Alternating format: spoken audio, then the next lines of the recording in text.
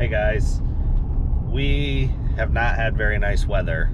We have been out of the fields since I did the sprayer video, and I didn't want to leave you with nothing. So I decided we're gonna do a grain bin, existing grain site tour and new grain site tour.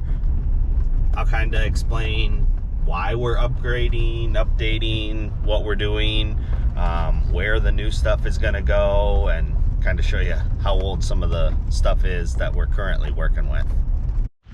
So our current dumping pit or system that we've been working with for a long time is just a single, it's just a 50 bushel pit, and then goes into our leg. And so when we're talking corn, we use that bin, we call it our wet tank. It holds 3,500 bushels. And then we also use our overhead, and also holds 3,500 bushels. So we have currently 7,000 bushels worth of wet storage when we're talking corn in the fall. And that wet bin does not get used in the off season, so now until harvest. The overhead will get used sometimes on to pull centers out of bins or to make it so we can load faster. The dryer is a Farm Fans batch dryer. I think it's a 510, but it doesn't run continuous flow. It is just a batch. So it fills, it runs a cycle, and then it empties. So the bottleneck is the dryer has to unload through here and into the leg. So right now, when the dryer is unloading in the fall, you cannot dump a truck here because there's only one leg and both of them have to use it to get grain where it needs to go. The other confusing thing is the distributor.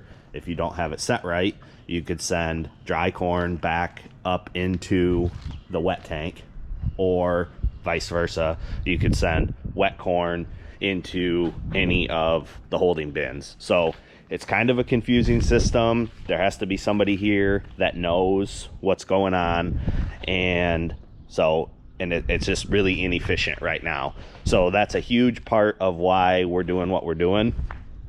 And it'll just help speed things up a lot in the fall.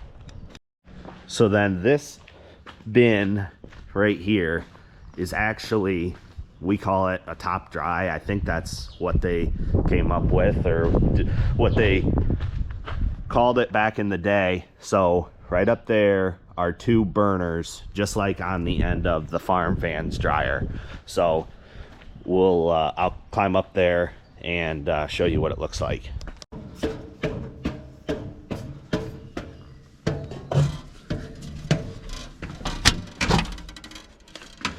So there's still a fair amount of corn in here, and I don't know if you're gonna be able to see it very good, but there's almost like a floor in the top of this bin, and those fans there and there actually blow hot air in here, and then it forces it up through what looks like that floor. That was put in the early 80s, and we actually still use it. We still used it last year. It dried a lot of corn. It holds 1,500 bushels in the top, and you can dry probably 4 batches through it. So it does dry a decent amount of corn, but again, pretty inefficient. But all in all, we can dry, currently how we're set up now, probably 15 to 18,000 bushels a day. So that's the current system. So we'll go over and check out where the new system is gonna go. They have the concrete pad here completely done and ready to put a bin on. So the bin is obviously going to go right here, and then probably about where this little ramp is that they built, we're going to have two legs, like the leg we saw over there. We're going to have two, so we can unload wet corn at the same time as the dryer is unloading dry corn. The dryer is going to sit right back in here. It's going to do around 2,000 bushels an hour versus what we could do about maybe 600 to 800 bushels an hour before. And then right over here, about somewhere in there, is going to be a 22,000 bushel wet holding tank. So we are going to really expand what we can do in a day.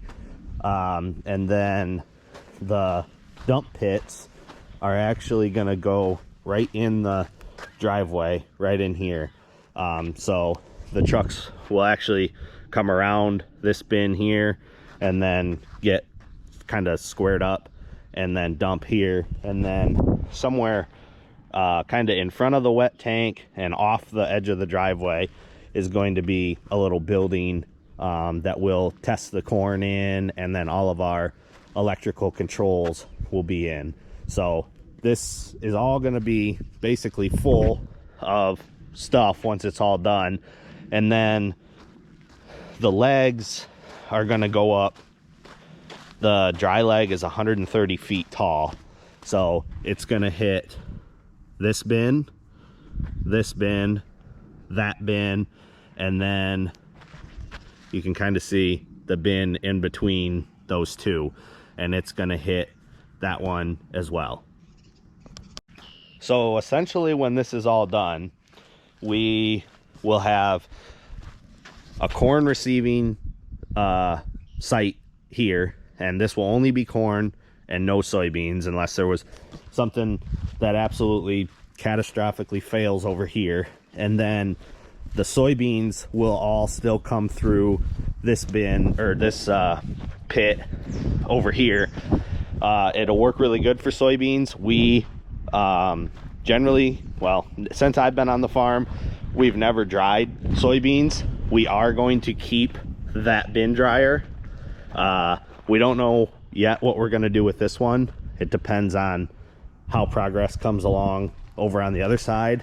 We may take this one out of here and try and sell it, but we are going to keep the bin dryer because they say that if you do get into a situation where you need to dry soybeans, it does a really nice job.